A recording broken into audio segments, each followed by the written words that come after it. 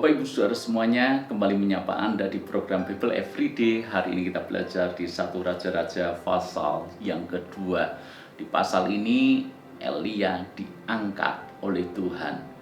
Dia tidak mengalami kematian, tapi diangkat langsung oleh Tuhan. Dan ini merupakan awal juga kisah Elia terpanggil untuk menggantikan Elisa yang terpanggil untuk menggantikan Elia. Ini adalah kisah awal bagaimana pelayanan Nabi Elisa dimulai.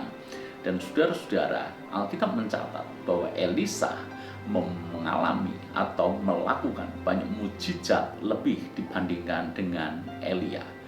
Bahkan mujizat yang diperbuat oleh Nabi Elisa ini 2 kali lipat lebih banyak dibandingkan dengan apa yang dibuat oleh Nabi Elia. Jadi kenapa Elisa sedemikian luar biasa? Kuncinya terletak bagaimana Elisa mendapatkan 2 bagian roh Elia. Saudara-saudara, yang kita bisa pelajari dari kisah ini adalah bagaimana Elisa mengejar hal yang penting sedemikian rupa. Dia mengejar hal yang utama, dia mengejar hal yang prioritas. Itulah yang membuat pelayanan Elisa akhirnya berhasil. Alkitab mencatat bahwa Elia tahu sebentar lagi dia akan naik ke surga. Oleh karena itu, Elia berpesan kepada Elisa, cukup untuk berpisah. Demikian pula di satu tempat, di tempat yang lain, nabi-nabi itu selalu mengingatkan Elisa bahwa sebentar lagi tuanmu Elia akan terangkat dan akan dipanggil oleh Tuhan, engkau akan berpisah dengan tuanmu. Yang menarik dari Elisa adalah dia tidak pernah berhenti di satu titik.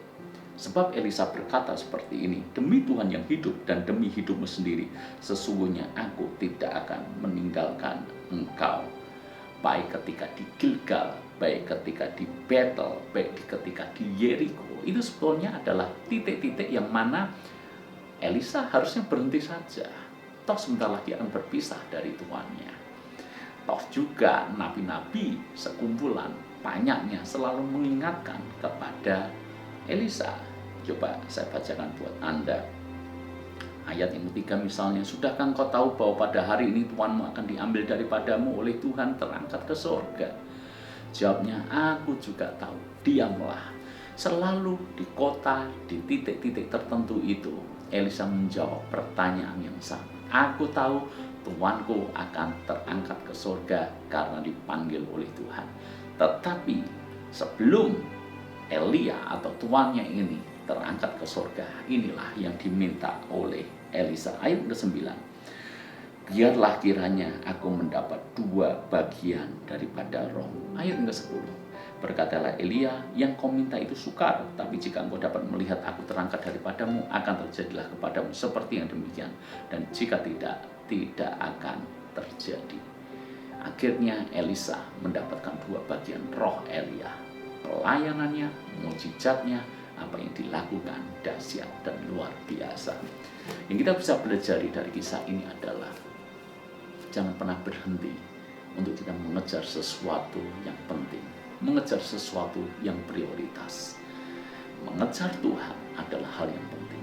Sebagaimana Elisa mengejar pengurapan Elia. Ketika kita mengejar Tuhan, mengejar hadiratnya, mengejar perkara-perkara rohani lebih dibandingkan dengan hal yang lain, percayalah tidak ada yang sia-sia dengan apa yang kita lakukan.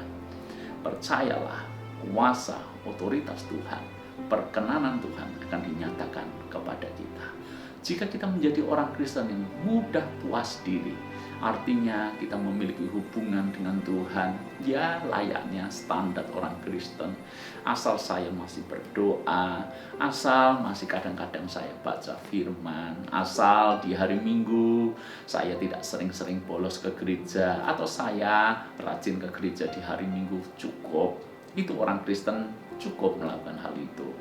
Saya rasa kalau kita hanya berhenti di titik-titik tertentu seperti ini, maka kita kehilangan kesempatan untuk mengalami pengurapan Tuhan, mengalami kesempatan bagaimana Tuhan pakai kita dengan cara yang luar biasa, seperti halnya yang dialami oleh Elisa. Jangan berhenti pada satu titik, karena saya yakin bahwa rencana Tuhan dalam hidup kita itu besar. Rencana Tuhan bagi hidup kita itu luar biasa. Jadi hauslah akan Tuhan senantiasa, kejarlah hadiratnya senantiasa. Pengurapan Tuhan akan disediakan bagi orang-orang yang mengejar hadirat Tuhan. Kalau saya bicara soal hadirat Tuhan, ini bukan hanya soal gereja dan soal pelayanan. Saya yakin kalau kita mengejar Tuhan dengan sungguh-sungguh, mengejar hadiratnya sungguh-sungguh, maka itu akan berdampak luas dalam hidup kita, dalam keseharian, dalam keluarga, dalam pekerjaan, ketika kita di kantor, di pabrik, di pasar, dimanapun kita berada, hidup kita pasti berbeda kalau ada hadirat Tuhan, pengurapan Tuhan yang menyertai kita. Itu sebabnya saya katakan, jangan pernah berhenti di satu titik. Terus kejar hadirat Tuhan, terus harapkan perkara-perkara rohani, perkara-perkara besar yang Tuhan siapkan dalam hidup kita sungguh digenapkan dan terjadi. Tuhan memberkati kita semuanya.